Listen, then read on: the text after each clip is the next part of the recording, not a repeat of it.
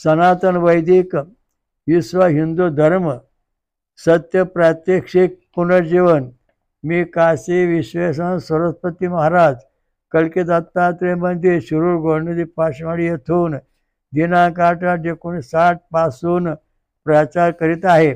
आपण विश्वक्रांती नवे ज्ञान आपण ऐका, सर्वात सांगत जा. दररोज संध्याकाळी 8 ते 5 8:15 पर्यंत किंवा जास्त वेळ असते. अवश्य लाभ घेणे. ओम वक्रतुंड महाकाय सूर्यकोटी समप्रभ निर्विघ्नं कुरु मे देव सर्वकार्येषु सर्वदा. सर्व विश्वाचा परमात्मा जो आहे तो श्रीवत्स अक्षर भगवंत, याचा कधी नाश होत नाही, हा कधी जन्माला येत नाही. आणि याचं जे अवस्था आहे ती परिपूर्ण आहे. आणि तोच परमेश्वराची भक्ती केल्यानंतर आपल्याला सर्व गोष्टी प्राप्त होतात. ज्याप्रमाणे नदीला मीठ मागलं ती नदी देत नाही, पण नदी जेव्हा समुद्राला मिळते तेव्हा त्याने पाण्यात मीठ तयार होतं. त्याप्रमाणे सगळे देव देवता आनंद कोटी जे तुमच्या भोवताने फिरतात, पित्र अमुक तमुक सगळे देव, हे देव तुम्हाला फक्त ऐश्वर्य संपत्ती धन दौलत सगळे देतील, पण ब्रह्मा देणार नाहीत. कारण या देवांचं म्हणणं असं आहे की जेव्हा आम्ही नदीप्रमाणे जो सोम सहस्र शीर्षा पुरुषा सहस्राक्षा सहस्रपामूर्ता दशांगुलम हा जो परमेश्वर आहे त्याच्या चरणाशी लीन होऊ, तेव्हा परमेश्वर आम्हाला आपल्या मानवाला भक्तांना ब्रह्मत्व देईन. तसं कुठे मिळणार नाही. आता पुढं काय सांगितलं पण आजचं प्रवचन जे आहे ते 82वं प्रवचन आहे. आणि त्याच्या दृष्टीने आपण हे तुम्हाला महत्त्वाचं सांगतो आहोत. ह्या प्रवचनाचा विषय फार महत्त्वाचा आहे.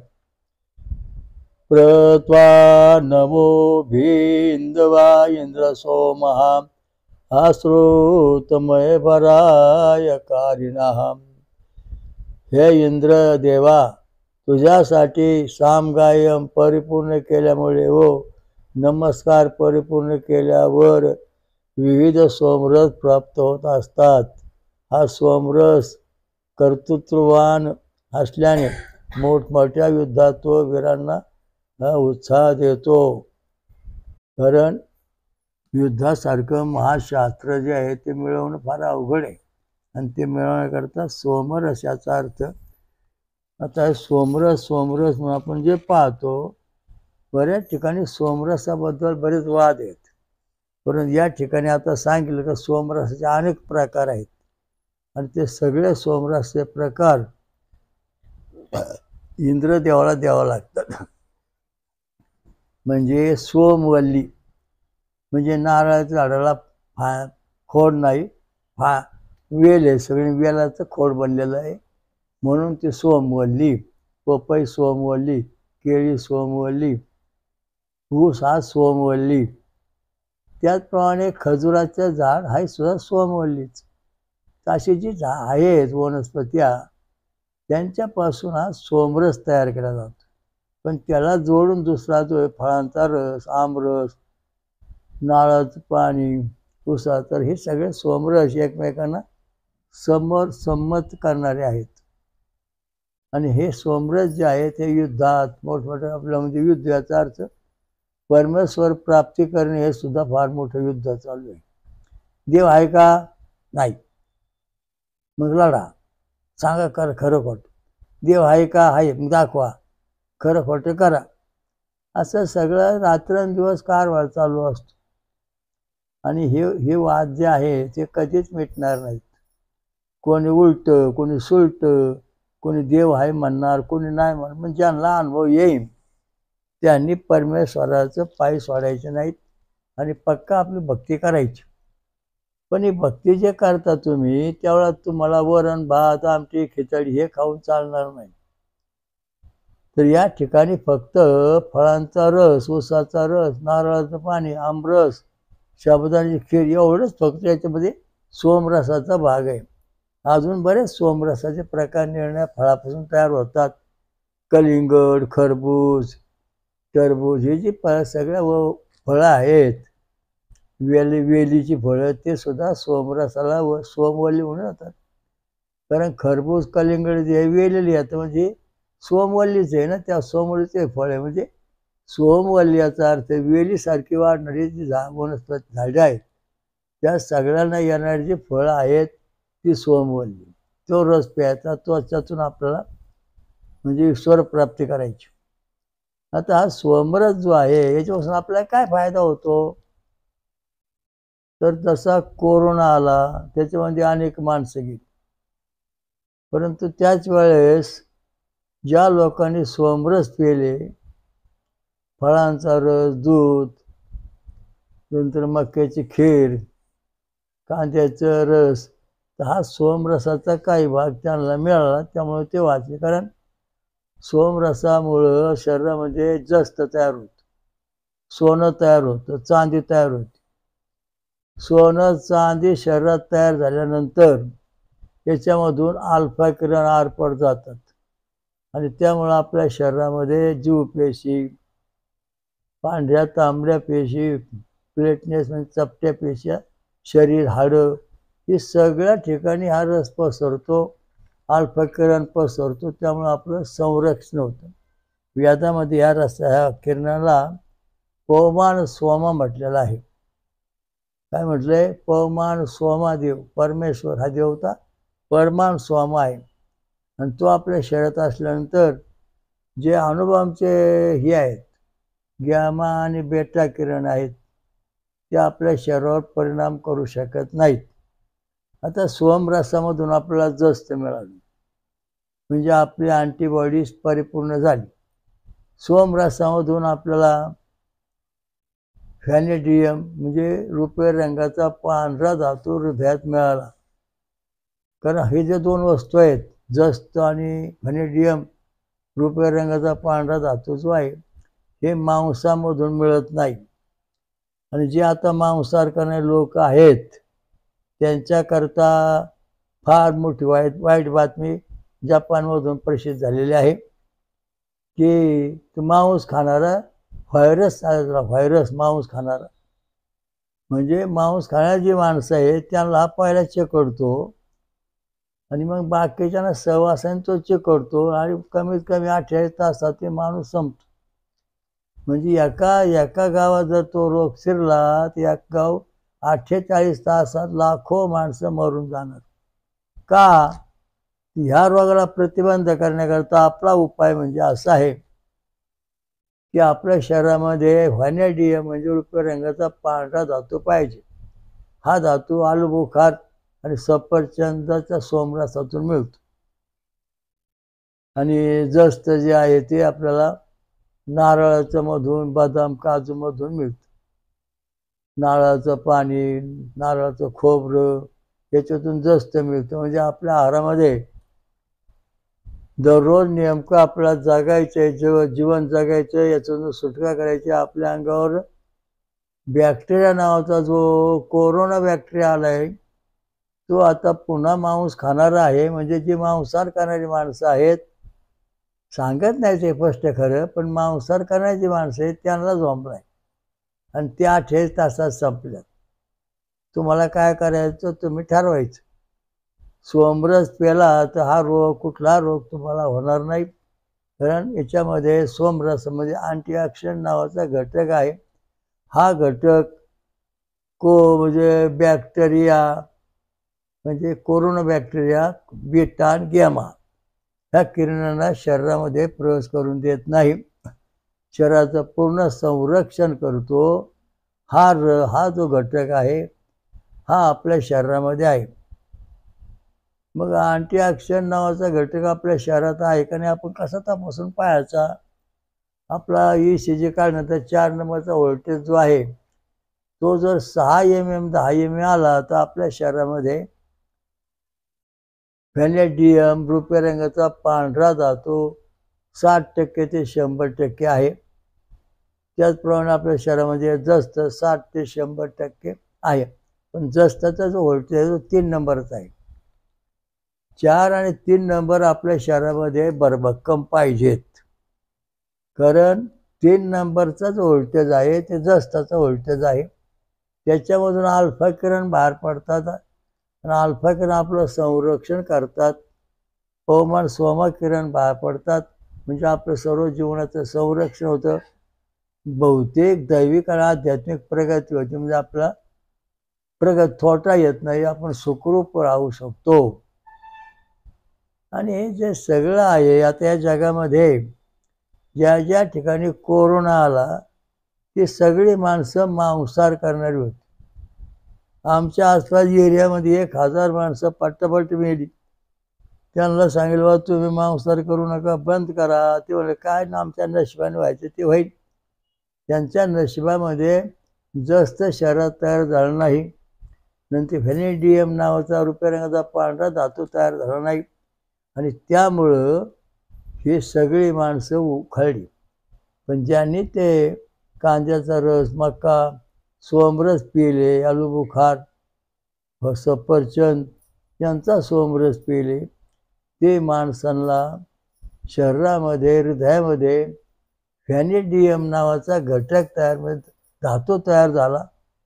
त्यामुळं हृदयावर त्या कोरोनाच्या जंतूंचा परिणाम झाला नाही, सुरक्षित राहिलेले आहेत.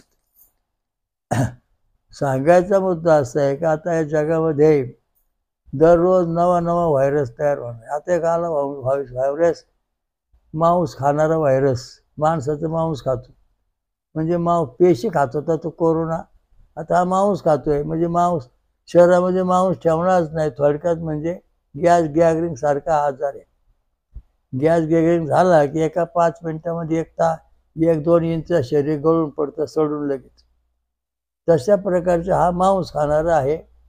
माणसाच्या शरीराला कुठेही मांस ठेवणार नाही, आणि त्यामुळं थकवा येणे, श्वास लागणे, दम लागणे, नाकातून किंवा कुठून रक्तस्राव होणे, ही त्याची दुर्लक्षणं आहेत.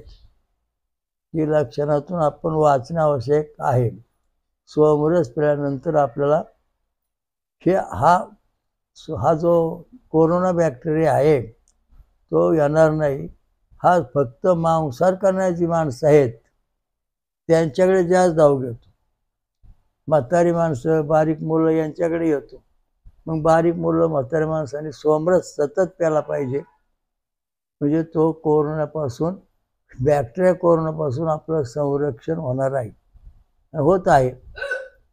तर थोडक्यात सांगायचा मुद्दा की जपान सारख्या देशामध्ये ती लोक आता फळं खायला लागलेली आहेत, त्याच्यामुळं त्यांचं संरक्षण व्हायला लागलं नाही. तेव्हा आपल्या भारतामध्ये किंवा जगामध्ये प्रत्येकाने फळावर जास्त जोर द्या, म्हणजे तुम्हाला हा घातक आजार होणार नाही. सोमरस प्या.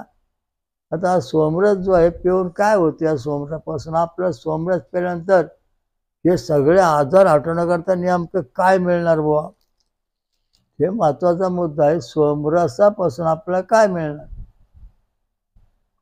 तर सोमरस हा जो आहे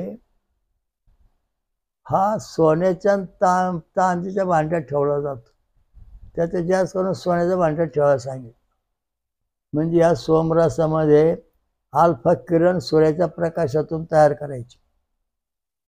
सूर्याच्या प्रकाशात जे अल्फा किरण आहेत ते या भांड्यात उतरवायचे, आणि चांदी आणि सोनं हे अतिशय झटपट गरम होणार आहे. त्या ओतल्यावर लगेच गरम होतं, हात लावून देत नाही इतकं भांडं गरम होतं.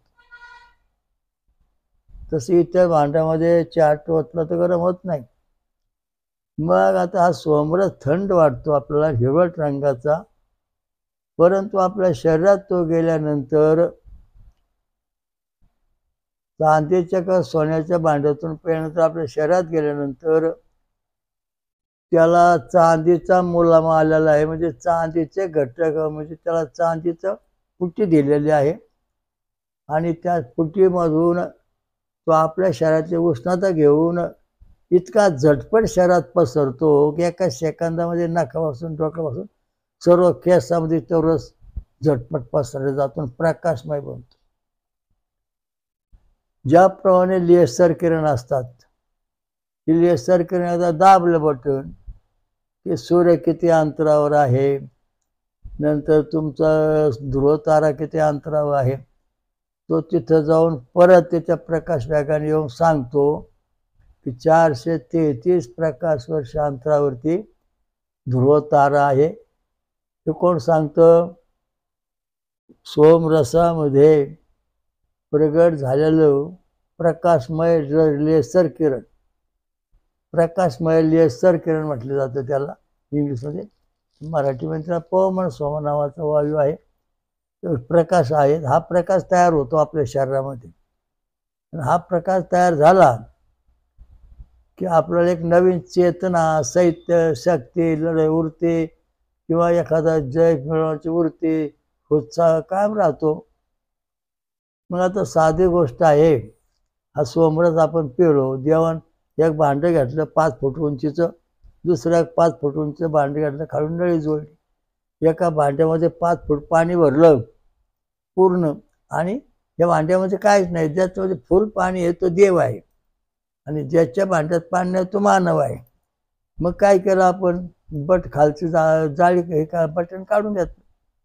मग ज्या भांड्यामध्ये 5 फूट पाणी होतं ते पाणी ह्या भांड्यामध्ये आलं. दोन्ही भांड्यामध्ये 2.5 फुटाचं पाणी समपातळीत राहिलं. म्हणजे ह्या भांड्यात काय चाललंय त्या भांड्यात कळते, त्या भांड्यात काय चाललंय ह्या भांड्यात कळते. आता आपण मोबाईलवर बोलतो, तो आपला मोबाईल चार्जिंग, बॅटरी चार्जिंग पाहिजे, आणि जो ऐकतो त्याची पण बॅटरी चार्जिंग पाहिजे. हा सिद्धांत महत्वाचा आहे. आपलीच बॅटरी चार्जिंग असून त्याची नसेल तर आपल्याला त्याचं करंट येणार नाही. आता दोघांच्या ठिकाणी अल्फा किरण म्हणजे लेसर किरण प्राप्त व्हावीत, एकमेकांचं ज्ञान व्हावं, याच्याकरता हा सोमरस आहे. आता तुमच्या मोबाईल चार्जिंग आहे, माझा मोबाईल चार्जिंग, मी तुमच्याशी बोलतो, तुम्ही माझ्याशी बोलू शकताय, पण तुमची बॅटरी चार्जिंगच नाही, म्हणून माझा आवाज तुम्हाला येणार नाही, की तुम्ही काय बोलला मला समजणार नाही. म्हणजे मोबाईलची पातळी समपातळ राहते. समपातळीत तुमची बॅटरी चार्जिंग, माझी बॅटरी चार्जिंग दोन्ही समपातळी झाल्यानंतर आपलं एकमेकांना संभाषण ऐकू येतं, किंवा आपण एकमेकांना दिसू शकतो, बोलू शकतो. त्याप्रमाणे हा जो सोमरस आहे याच्यामधून प्रकाशमय पवमान सोमा लेसर किरण प्रकट होतात, आणि ते परत डायरेक्ट जिथं परमेश्वर राहतो किंवा असते तिथपर्यंत जाऊन पोहोचतो, आणि तिथे गेल्यानंतर तिथलं सगळं दृश्य तिकडून आपल्याला तो परत परावर्तित होऊन दाखवतो. म्हणजे याचा अर्थ असा आहे की आपण सोमरस पिऊन, देव आणि आपण सोमरस पिलेलो आहोत. स्वर्गाला देवाला सोमरस दिलेलं आहे, आपला सोमरस दिलेलं आहे, आणि त्यांचा आपला तर जो दोन्ही समतोल अवस्था आलेली आहे. तर आपल्या सोमरसामुळं आपल्याला स्वर्गातला इंद्र, गणपती, ब्रह्मदेव, ब्रह्मा, विष्णू, महेश सगळ्या निर्णय ठिकाणी त्यांच्या गाद्या, स्वर्ग सगळं दिसणार, इत्थंभूत माहिती मिळणार. मग तिकडे जे देव लोक राहतात त्यांना सोमरस आणि अमृत त्यांच्याकडे आहे. मग आपला सोमरसाच्या लहरी लेसर किरण जर देवापाशी स्वर्गात गेल्या तर स्वर्गातल्या देवाकडून परत आपल्याला सोमरस आणि अमृताच्या लहरी आपल्या शरीराकडे येतात, आणि त्या लहरी आपल्याकडे आल्यानंतर आपल्या शरीरामध्ये तो सोमरसाच्या लहरीनं अमृत उतरतं. मग शरीरामध्ये अमृत उतरल्यानंतर आपल्याला त्याला टवटवी, दवी शक्ती, सामर्थ्य प्राप्त होतं. ऐश्वर्य, संपत्ती, बुद्धी काय पाहिजे, नशीब संचित कर्म आणि प्राप्त उजळतं, बदलतं. कारण परमेश्वरापासून आलेला जो अमृत लहरी आहेत, सोमरसाच्या लहरी अमृत आपल्याकडे आलेल्या आहेत, त्या आपल्या शरीरामध्ये परिवर्तन घडवून आणतात. आपला कायकल्प होतो, आपल्या शरीरात बदल होतो, आणि आपल्याला नवीन ज्ञान प्राप्त होतं, नवीन दृष्टी प्राप्त होते. EEG आणि ECG दोन्ही पण पॉझिटिव्ह होतात, निगेटिव्ह होत नाहीत. मग हा सोमरस जो आहे, आपण जो देवाला पाजला, देवाने आपला पण प्यायला दिला, म्हणजे स्वर्गातला देव सोमरस पितो, आपण पितोय. मग आपलं बोलणंच देवापर्यंत जाऊन पोचन का? देवाचं बोलणं आपल्यापर्यंत येऊन पोचन का? आपलं देवाचं दर्शन आपलं एकमेकांना होईल का? याचं कारण जेव्हा आपण गायत्री मंत्र, छंद आणि स्वर म्हणजे गात्री छंद षडजा स्वर, पुष्टिक छंद वृषभ स्वर, अनुष्टुप छंद गांधार स्वर, ब्रती छंद मांदंता स्वर, पंक्ती छंद पंचम स्वर, त्रिष्टुप छंद दैव स्वर, जगती छंद निशा स्वर. हे सगळे स्वर जेव्हा आपल्या शरीरामध्ये त्या साती चक्रामध्ये उमटतील तेव्हा तिकडून देवाचे आलेलं जे अमृत आहे ते आपल्या शरीरातल्या साती चक्रामध्ये फिरणार आतमध्ये आणि त्याचा परिणाम दाखवतो. आता आपण ECG काढा. ECG काढल्यानंतर आपलं व्होल्टेज नंबर 1 to 6 म्हणजे 1 व्होल्टेजपासून 6 नंबर व्होल्टेज जे आहेत ते 6 mm ते 10 mm आहेत. त्यावेळेस परमेश्वराकडून आपल्याला अमृत आलेलं आहे, त्यांचा संदेश आलेला आहे, त्यांची माहिती येत आहे, सिद्ध झाली. परंतु जर हा 3 आणि 5 mm येत असेल तर आपल्याकडे देवाचा आवाज पोचू शकत नाही ना आपल्या देवापर्यंत पोचू शकत नाही. हे तर सिद्ध झालं. अधिक पुणे आल्यानंतर आडधोड काहीतरी राम म्हणायचं रा पुढं मग उच्चार होणार नाही. आणि निगेटिव्ह जर आले साहेब तर आपल्याला स्वर्गातले कुठलं काय आवाज येणार नाही. कुठं नरक कुठं यमराजातल्या काही लहरी विचित्र आपल्याला यायला लागतात. वाचले तिकडे स्वप्ने पडतात. तर सोमरसामध्ये पवमान सोमा अल्फा किरण लेसर किरणासह ह्या किरणासह लेसर किरण आहे.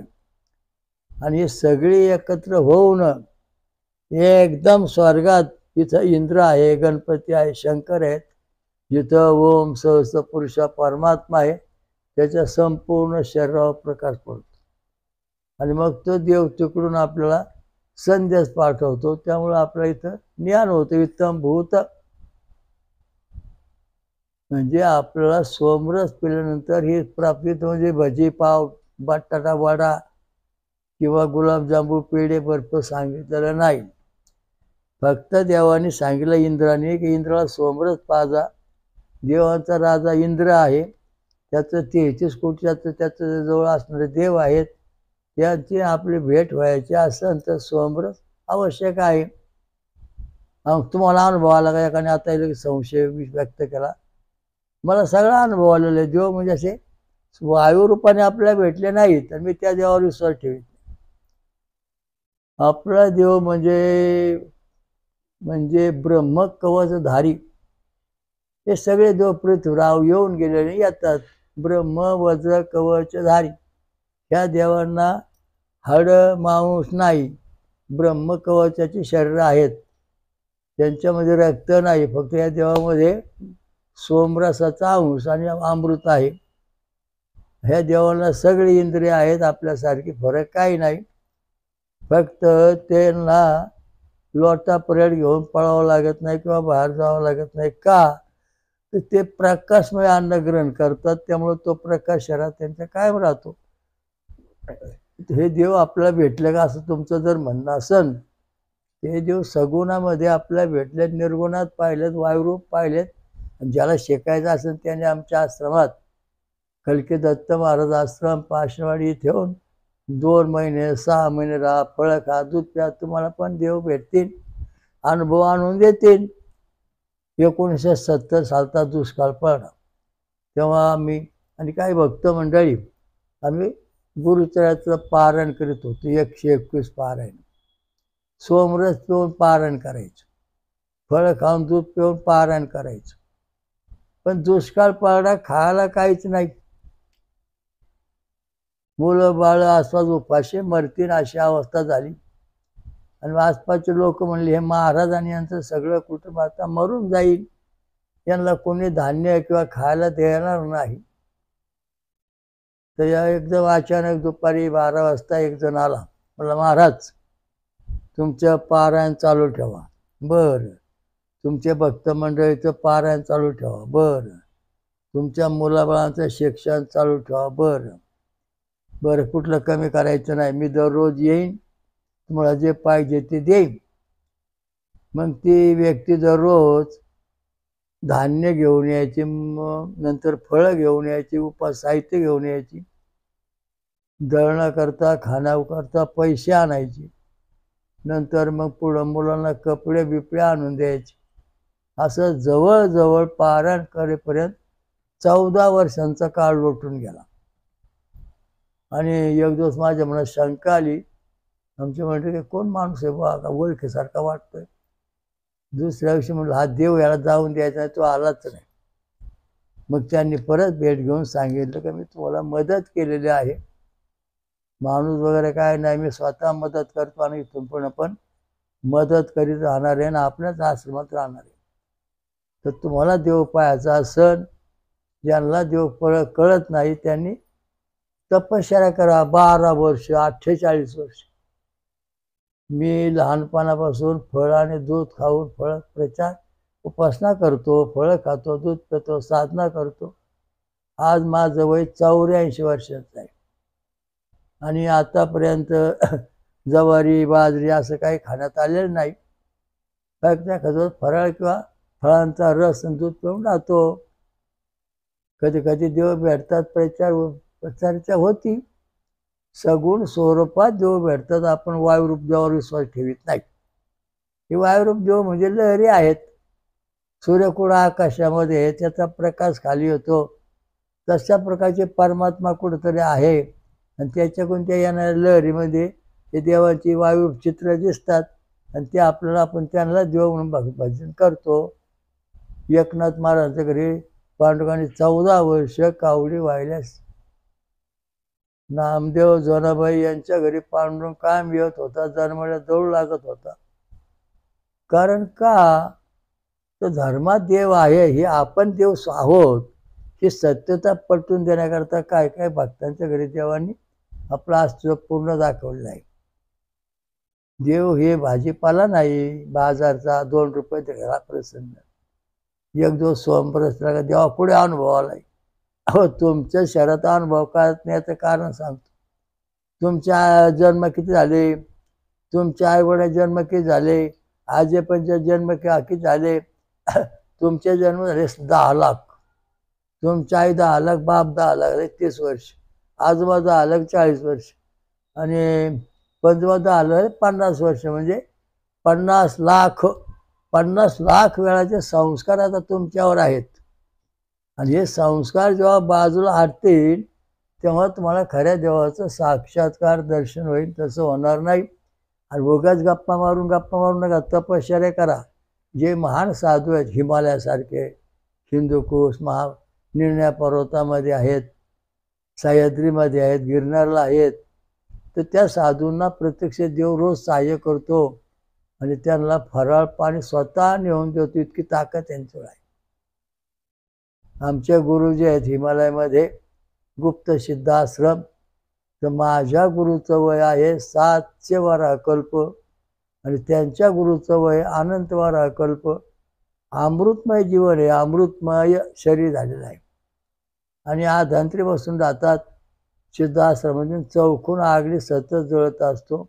त्यांच्या जवळजवळ हजारो शिष्य आहेत आणि ते सगळे फळ खाऊन दूध पिऊन सोमरस पिऊन राहतात.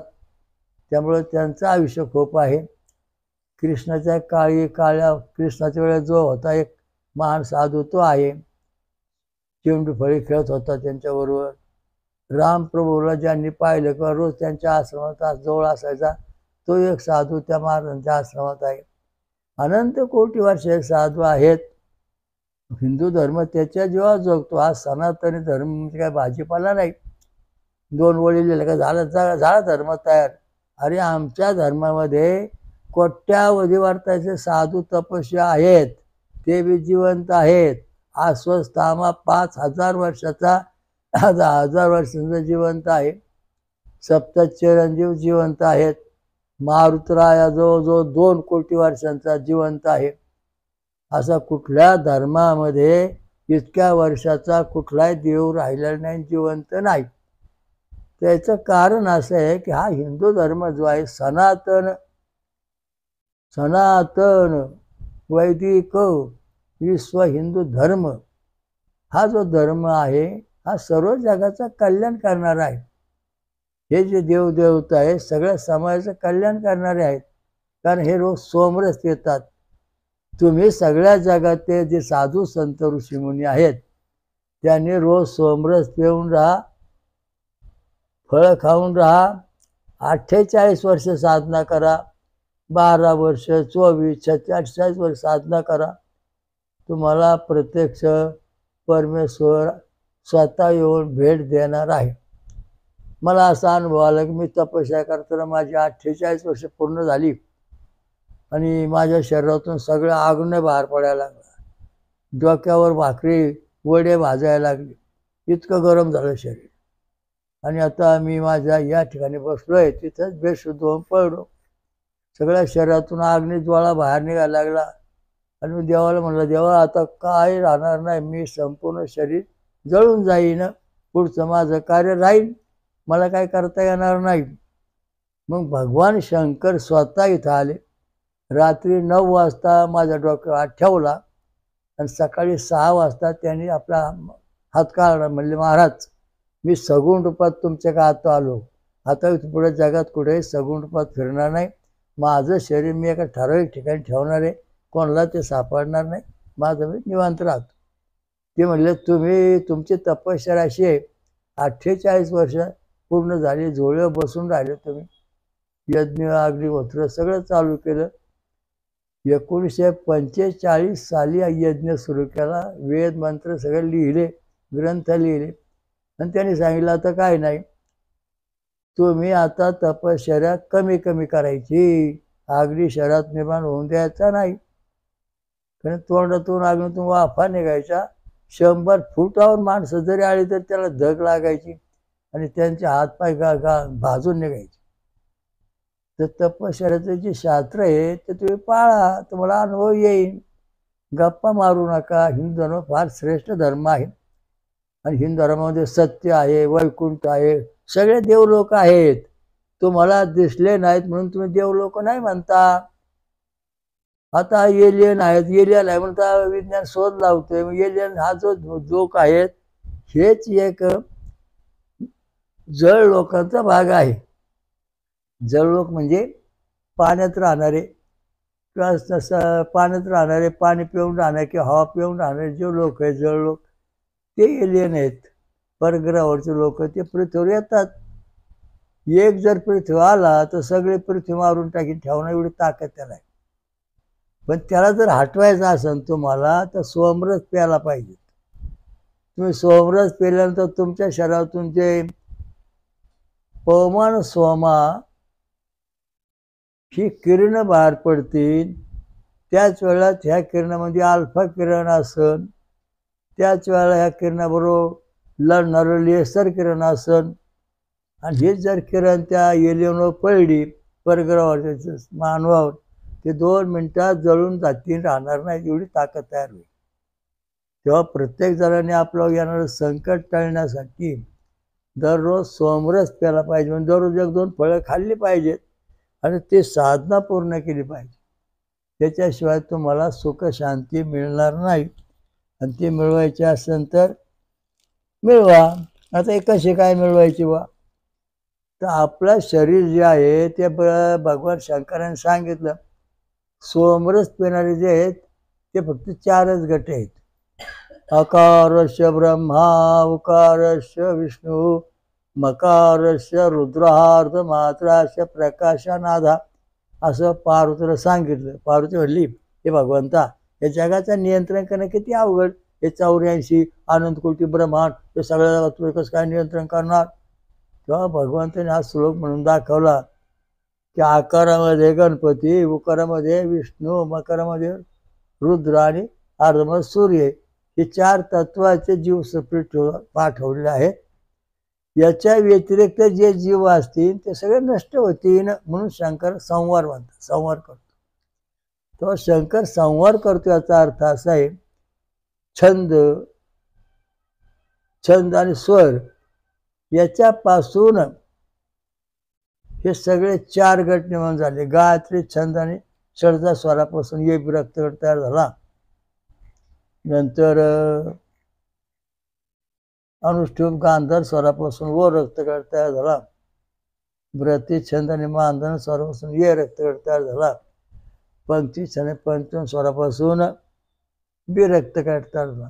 आणि ज्या ज्या व्यक्तींचे हे गट आहेत आणि ह्या गटाला धरून ते भक्ती करतील, ये बिवाळीने गणपती भक्ती करायची, ए वाळीने विष्णूची करायची, ए वाळीने शिवाची करायची, बिवाळीने सूर्याची भक्ती का ती एकमेकांना एकमेकांची एलर्जी येऊ नये.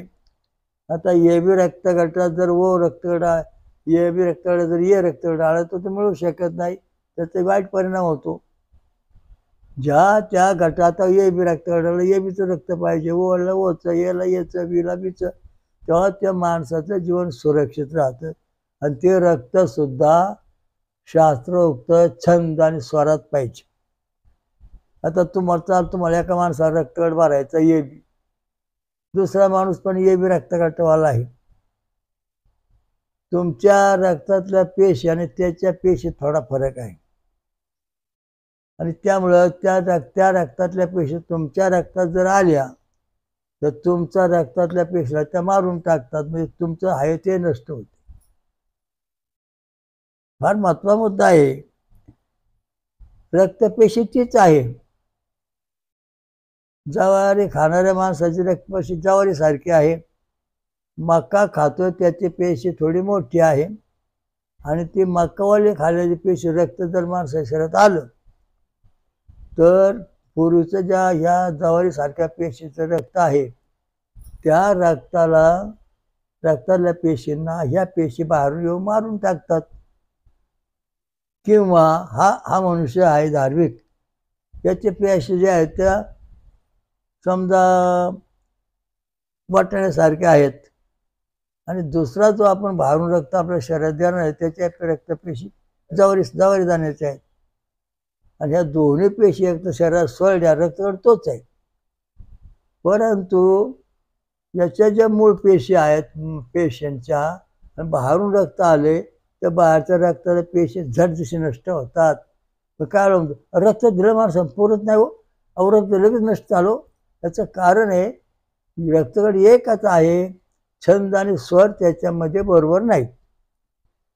गायत्री मंत्राचा छंद ये बी रक्तगटामध्ये आहे आणि दुसऱ्या माणसाचा सुद्धा रक्तगटामध्ये गायत्री छंद आहे. परंतु याच्यामध्ये गायत्री मंत्राच्या 24 अक्षरापासून रंगसूत्र गुणसूत्र जशी तशी निर्माण झालेली रक्तात आहेत. पण याच्या शरीरामध्ये गायत्री मंत्राचा छंद षडजा स्वर आहे, परंतु याचे जे रंगसूत्र आहेत ती 27 किंवा 28 अक्षर आल्यामुळं ही वाकडी तिकडी किंवा काही वाढली नाहीत, त्यामुळं ते रक्ताची जॉईंट बसत नाही. अशा अनेक परीक्षा आहेत. मग त्याचं फिल्टर करून किंवा दोन्ही पेशी एकसारखे आहेत का डॉक्टर तपासतात आणि दोन्ही पेशीमध्ये सारखे घटक आहेत का पाहतात. इतकं बारीक पाहावं लागत आहे. आणि दोन्ही पेशीमधले घटक, आता समजा ये बी रक्तवाला पेशंट आहे, दुसरा ये बीवाला त्याला साखर आहे किंवा क्षयरोग आहे, महारोग आहे, कॅन्सर आहे, तर त्याच्या पेशीचा आधी अभ्यास करावा लागतो. ह्या पेशी जर चांगल्या नाहीत म्हणून ते रक्त दिलं जात नाही आणि त्या पेशी जर चांगल्या असतील तर याला दिलं जातं. मग ह्या दोन्ही माणसांच्या पेशी समतोल होण्याकरता डॉक्टर आधी तुम्हाला इंजेक्शन देणार की ह्या माणसाच्या पेशी कशा आहेत अशा, मग त्याला अशी इंजेक्शन द्या, ह्या पेशी त्या पेशींची भांडणं होणार नाहीत, माणूस सुरक्षित राहील. इतका तज्ज्ञ डॉक्टर असतो, खूप बुद्धिवान. साध्या माणसाचं डॉक्टरचं काम नाही. त्याप्रमाणे सोमरस पेल्यानंतर आपला जरी कोण रक्त दिलं तर ह्या सोमरसामुळं त्या पेशीतलं आलेलं रक्त त्या पेशी जरी कमी जास्त असल्या तर हा सोमरस त्यांना बरोबर समतोल अवस्थेत आणतो. हा महत्त्वाचा मुद्दा आहे. आता समजा तो रक्तगट आहे दोघांचा पण आणि अनुष्टुप छंद गांधार स्वरांचा लहरी दोघात आहेत. मग आता एक गोष्ट अशी आहे की तो जो रक्तगट आहे त्याचा आपला रक्तगट आजार पेशंटचा तो रक्तगट ओ आहे आणि त्यातल्या ज्या पेशी आहेत सगळ्या त्या पेशी ज्या आहेत त्या पेशी परिपूर्ण थोड्या रंगसूत्र गुणसूत्राने पूर्णयुक्त आहेत. त्याच्यातले काही घटक आहेत ते बरोबर आहेत. त्याची जीवनसत्व त्या रक्तातली बरोबर आहेत. मग ह्या माणसाच्या शरीरात रक्त पाहिलं, हा खाणारा पिणारा, पण त्याचा रक्तगट ये बी ओच. मग त्या रक्तगटाच्या पेशी म्हणजे जेव्हा पाहिलं तेव्हा त्या पेशीमध्ये ह्या रक्तगटातल्या पेशीपेक्षा घटक जे आहेत ते वेगळे वेगळे आहेत. काही घटक आहेत, काही नाहीत. आणि मग हे रक्त एकमेकांना दिल्यानंतर मनुष्य दगावतो. हे दोन्ही समतोल अवस्था आणण्याकरता रामबाण औषध म्हणजे सोमरस पिणे, फळांचा रस, ऊसाचा रस, नंतर नारळाचं पाणी, आमरस, साबुदाण्याची खीर. आता सगळ्यांना कॉमन म्हणजे साबुदाण्याची खीर असते. कारण तो साबुदाणा जो आहे त्या सगळ्या गटांना, सगळ्या पेशींना समतोल आणण्याचा प्रयत्न करतो. ऊसाचा रस, नारळाचं पाणी, आमरस, नंतर तुम्हाला सांगतो फळांचा रस, हे सगळे जे रस आहेत सोमरसामध्ये ते आपल्या जीवनातलं बाहेरच्या जीवनाचं संतुलन पाण्यासारखं समपातळीत रक्त राहतं. तेव्हा आपल्याला ते रक्त टिकतं, आपण सुखरूप होतो. तसं होत नाही. त्या टेस्टिंग जर हजारो प्रकारच्या टेस्टिंग बहु मोठे हॉस्पिटल डॉक्टर करतात, म्हणून माणसं सुखरूप राहतात, कारण ते सोमरसाचं प्रमाण आहे. सोमरस ही माणसं का सोमरस पेली हो? अहो कधीतरी फळं खाल्ली असतील त्यांनी, यांनी काहीतरी फळं खाल्ली असतील, सबरत पेले असतील, उसारस पेले असतील, आमरस खाल्ला असेल, आंबे खाल्ले असतील. यामुळं हे दोन्ही गो गटातल्यांचा संतुलन बिघडत नाही, एकत्र येत. आता या पेशीमध्ये जस्त आणि फॅनिडियम नावाचा घटक पाहिजे. फॅनिडियम नावाचा हा रुपया रंगाचा घटक जो आहे तो जर त्या व्यक्तीच्या व्होल्टेज नंबर 4 मध्ये 6 mm ते 10 mm असेल तर 100% हृदय संरक्षण करणारा हा घटक सोमरसापासून शरीरात तयार झाला. त्याचप्रमाणे आपल्या शरीरात अल्फा, गॅमा किंवा अल्फा किरण आहेत. गॅमा बॅटा येऊ नये म्हणून 3 नंबरचा व्होल्टेज तपासल्यावर त्यात जस्ताचा अंश आहे. आणि तो 3 नंबरचा व्होल्टेज जो आपल्या शरीरामधला तो 6 mm ते 10 mm आला का आपल्या शरीरामध्ये 100% जस्त आहे. कारण पेशीमध्ये 90% जस्त असावं लागतं, तेव्हा 100% अल्फा किरण आपल्याला मिळतं. पण जे पेशीला जर 60% जस्त असेल तर 60% अल्फा मिळून 40% गॅमा आणि बॅटा किरण आपला हल्ला करतो. म्हणजे काय आजार शरीरात त्रास होतो. म्हणून सोमरस हा महत्त्वाचा रस आहे. एक का होईना फळ रोज खाल्लं. आता साधी गोष्ट आहे, तुम्हाला झटपट सोमरस मिळण्याकरता रामबाण औषध आहे. 2 मिनिटातच, 30 मिनिट लागत नाही. तुम्ही सोडा आणि लिंबू एकत्र करून जर सरबत करून प्यालात, हा सोमरस 1 नंबरचा. तो तुमच्या शरीरातल्या सगळी इंद्रिय, पेशी, पोटदुखी, डोकंदुखी, हातपाय दुखी, हा सोमरस 2-3 मिनिटामध्ये तुम्हाला आराम देऊ शकतो. इतका झटपट चालतो. तर याच्यामध्ये ॲसिड आहे आणि आपल्या शरीरात नायट्रिक ॲसिडला हाकून दिलं जातं बाहेर. तर हा 1 नंबरचा सोमरस जो आहे तो फळांमधला लिंबाचा सोमरस इतका झटपट काम करतो. तो इंद्राने इथे सांगितलं निर्णय प्रकार सोमरस आहेत ते इंद्र द्यावं लागतात. फळांचे, नारंगीचे, मोसंबीचे, संत्र्याचे, अननसाचे, बदामाचे, काजूचे, सफरचंदचे, असे हजारो प्रकार सोमरस तयार करून ठेवायचे. मग ते होमात सोडायचे. मग त्यातून राहिला सोमरस काय देव पेतात, काय होमातून घेतात आणि मग ते मानवाला द्यायचं. म्हणजे मानव आणि देव या दोघांचं अवस्था समपातळीत आलेली आहे. म्हणून मोबाईलसारखं त्याची बॅटरी चार्जिंग, आपली बॅटरी चार्जिंग, आपण बोललो का त्याला ऐकू येईल, त्याला बोललो का आपला ऐकू येईल, आपला तो दिसेल, आपण त्याला मोबाईल दिसू शकतो. अशा दृष्टीने ही जी गुह्य विद्या आहे ही सोमरसामध्ये दळलेली विद्या आहे. जगामध्ये पूर्वी ही विद्या होती, आता आहे, पुढं पण राहणार आहे. देव लोकांची जे मोठमोठे साधू संत आहेत त्यांना जर तुम्ही भेटला तर ते 8 दिवसांनी एकदा फराळ करतात, महिन्याने एकदा करतात. कृष्ण 12 म्हणून एकदा फराळ करत होते. ज्यूस प्यायचं, सोमरस, आणि वर्षभर काहीच खायचं नाही. हिमालय पर्वतात तपश्चर्या करायचे संतती होण्याकरता. म्हणून भगवान शंकर प्रसन्न होऊन भगवंताला 1,80,000 मुलं झाली. आशीर्वाद दिला, तुझ्या संततीला कोणाचा शाप ताप लागणार नाही. मग इथं काय सांगितलेलं आहे की भगवंताचे युद्ध झालं, कोण म्हणजे प्रद्युम्न मेला, वृद्ध मेला, हे मारणं झालं, असं जे सांगितलं जाते. शाप दुर्वासा शाप लागला, नंतर म्हणे याचा गांधऱ्या शाप लागला. ते शाप देण्याकरता त्याची जी स्थिती आहे ती चतुर्भुज स्वरूप व्हावं लागत, देवरूप, तेव्हा शाप बसतो. हे मानव रूपातले जरी किती मोठे साधू असले तर शापात थोडा परिणाम होतो, जास्त झाला नाही. मग सगळे यादव मरून पडले. मग या अर्जुनाला बोलवलं. मग अर्जुन आला. मग अर्जुनाला श्रीकृष्णाने सांगितलं, जेवढे जिवंत आहेत तेवढे घेऊन तू हस्तिनापूरला जा. मग कृष्ण भगवंताने पांडवांनी भगवान शंकराने दिली जी विद्या होती संजीवनी, त्या डोळ्यात फिरवलं सगळ्या ठिकाणी. सगळे उठून बसले, अयोध्येला गेले. हा खरा इतिहास आहे, तुम्हाला माहीत नाही, मी डोळ्याने पाहिलेला आहे माझ्या समोर, म्हणून तुम्हाला मी सांगतोय. पूर्वी जन्माची मला ओळख आहे म्हणून मी सांगतो. सत्य काय घडे, तुमचं राम आहे, महाभारत, याच्यामध्ये 50 चुका आहेत. बरंच बगल बच्चे पारण देऊन समाज दिशाभूल केलेली आहे. तर परमात्मा जो आहे तो सनातन, त्याला हे जगाचं इत्तमभूत ज्ञान आहे, त्याच्याकडे आपल्याला शरण जायचंय. म्हणून आपण सोमरस प्यायचं, आणि सोमरस प्यायल्यानंतर आपण ह्या परमेश्वराजवळ आपल्याला ब्रह्मप्राप्ती होते. पुन्हा आपल्याला कोण जन्म नाही, आपण सुख शांतीमध्ये जीवन राहू शकतो.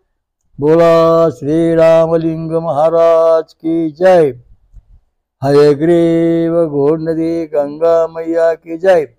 सर्वाचा एकम श्रीवत्सवक्षा भगवंत, सहस्रशीर्षा पुरुषा सहस्राक्षा सहस्रपाद समूर्त दशांगुलम स्वयंभू विश्वराजा श्रीरामृत मंथनेश्वर कल्की दत्तात्रय महाराज की जय. जगात आणि महाराष्ट्रात 5वं महाशक्तिपीठ निर्माण करणारी महापंचसागरेश्वरी महादुर्गा माता की जय. कालभैरव की जय. शरीश्वर महाराज की जय. खंडेश्वर महाराज की जय. हनुमान की जय. सर्व देवदेवतांची जय. साधू संतन की जय.